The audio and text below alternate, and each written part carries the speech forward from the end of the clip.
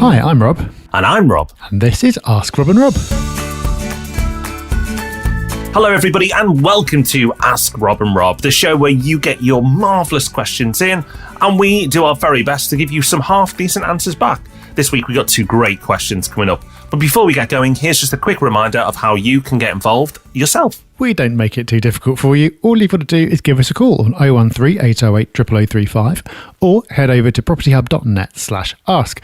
Either one of those methods will allow you to leave us a voicemail, get your question recorded, it'll wing its way over to us, and we, in the fullness of time, will answer it, just like we're about to do now for Lily. Hi Rob and Rob, my name's Lily. I'm a regular listener. Thanks so much for your great podcast. I recently put in an offer on a leasehold flat in a grade 2 listed building. It was accepted, but then I just had my full building structural survey done and it did not get a clean bill of health at all. The owners haven't taken good care of the building, even though cosmetically the building looks gorgeous. My question is, would that be enough to make you walk away from a purchase, or would you try to use this to get a heavy discount on the sale price and nab a deal? What rights do leaseholders have when it comes to how much financial burden they will receive with repairs?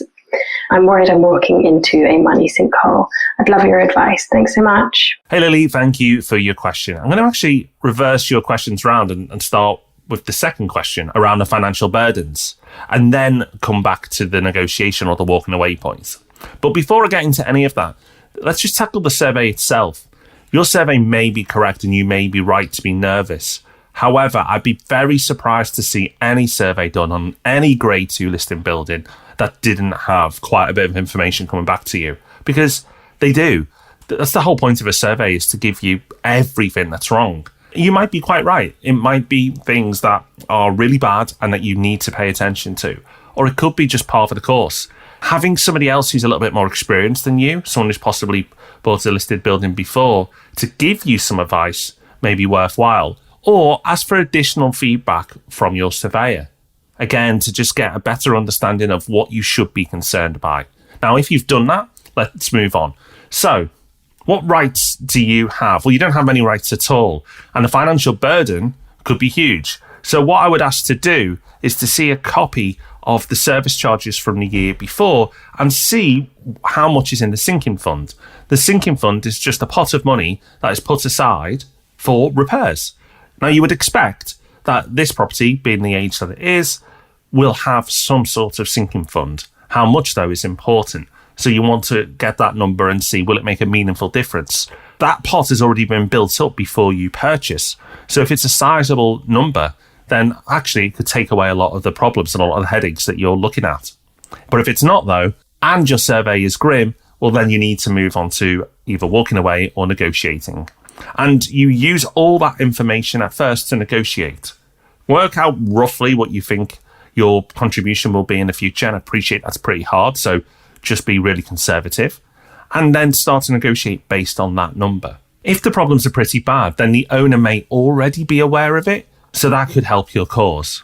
But by producing all the evidence, reminding them of what's in the sinking fund or what isn't, showing them the survey, adding the additional feedback that you've taken from others, will put you on a decent footing to have a strong negotiation. Where it may fall foul is that the seller might not be in a position to accept a lower offer.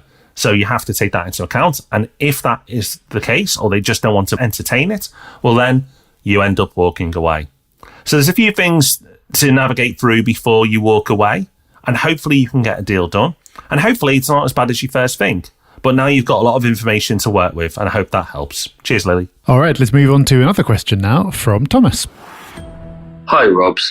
I've got a couple of buy-to-let properties, and at the moment I just leave the money in the bank and don't really do a lot with it. I was just wondering, in the meantime, while it builds up enough to get another property, which is what I want to do, is it worth investing it in, say, shares? Because I've had a look at an app called Moneybox. Just wondering if that was a good idea. Want to know your thoughts on it. Thanks. Thank you for the question. And I'll give you the most totally responsible answer, and then I'll give you a variation on that answer, because understandably, it's not a lot of fun to just have money in the bank right now. The completely responsible answer is no, you shouldn't do that. If you are trying to save up and you're trying to save up to buy a property and buying the property is the most important thing, everything else is just a bit of a sideshow, then you shouldn't be investing with it. Investing and saving are different things. As soon as you take your money out of the bank and you use it for some kind of investment, whatever it is, you're always taking on some kind of risk. Doesn't matter what it is, there's always going to be a risk attached to it. While your money's in the bank and you're saving rather than investing, your risk is next to nothing. Each bank guarantees up to £85,000. So if you've got more than that, if you spread it across different banks, then you need a lot to go wrong. You basically need the government to be in such a state that they can't honour the guarantee, even if all the banks go bust, for you to lose money. So it's a pretty safe place to be. Now, of course, at the moment, while your money is there, although it's safe, it's not earning much for you, if anything. At the moment, any rate of interest that you can get, any bank account, is very, very low and lower than the rate of inflation, which means although you're saving and the amount of money is going up, the money that you've accumulated is gradually declining in real terms. It's losing purchasing power because the interest rate you can get is just so low. And that is why the temptation obviously is there to go and do something with it, to make it feel like your money's working harder until you've got enough of it saved up to buy the property. And with property, you do of course need to have saved up quite a lot, so your money can be sitting there for a long time, not earning any money and losing money in real terms. That's why I'm going to acknowledge the fact that even though that is the responsible thing to do, you might be tempted to do otherwise. And if you do, there's a couple of things I'd keep in mind. The first is to make sure that you're not going to need to use that money to buy the property for at least a year, really more like 2 years. It's generally said you should only invest in the stock market for a minimum of 5 years. A couple of years gives you far less time to ride out the peaks and troughs, but it's still better than, say, putting your money in for 6 months. The other thing I'd do is look very carefully at what I was investing in. So I'd be looking to invest in shares that are as boring as possible, where the prices tend not to have big movements. So, for example, over recent weeks, we've seen some of the biggest, shiniest, most exciting names in the stock market, the likes of Tesla, for example, lose practically a third of their value in the space of just a few weeks, because those are growth stocks that tend to be very volatile and tend to be very much exposed to what is going on in the market and in the world in general.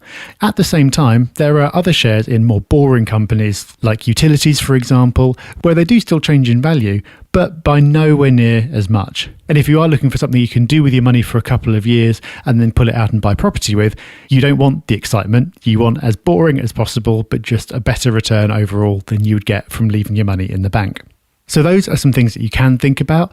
Overall, really, the safest thing to do is just take it on the chin and deal with the fact that your money is not going to be working for you while you're saving up. The way to comfort yourself is look at the return that you will be getting once you have bought the property, because you'll presumably be using leverage and because you've got the opportunity to buy well, because you've got time to do your research while you're saving up. Hopefully, you'll go and get yourself a really good deal. So even if you factor in all this time when it feels like your money's just sitting there doing nothing, by the time you've actually made that investment, it'll all be worthwhile. So thank you, Lily. Thank you, Tomas. Thank you for your questions. And thank you for listening. We'll be back on Thursday with the Property Podcast. So only a few days to wait for your next property fix. And of course, we'll be back next Tuesday with Ask Rob and Rob. So until then, take care. Have fun. Bye-bye. Bye-bye.